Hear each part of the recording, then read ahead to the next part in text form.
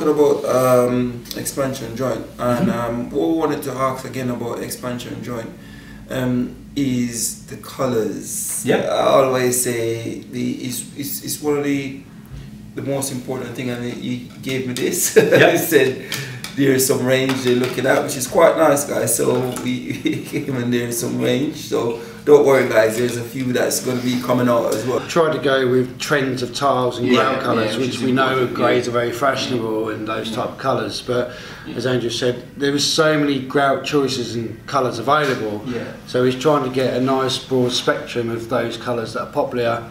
To try and give you a nice match. I've seen that with the Jolly range as well now. Yeah. It's so improved. That Jolly range is really nice to have to show clients, because most times most time I'll go to my client and I'm like, oh, we need chrome trim. I say, okay, give me a second. Get the chart. Oh, okay. We use this one. Yeah. And it's quite nice to have that to show clients, and they were like, oh, it's the same thing as the grout or as the tile. That's right. Yeah, so it's a choice of trying to match up with either the grout colour or possibly the actual tile colour. So you've got a couple of possibilities. And I think having the sample, so you can show your clients with the tile and actually put the two together. Yeah.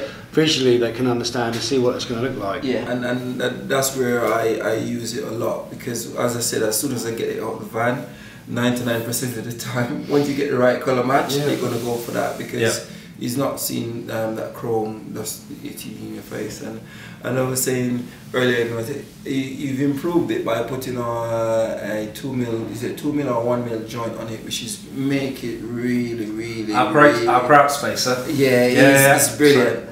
Because a lot of tile is one of the things I'm always big on, always leaving a gap in around it, because a lot of them, they bud it up and there's no space for grout joint, and you should.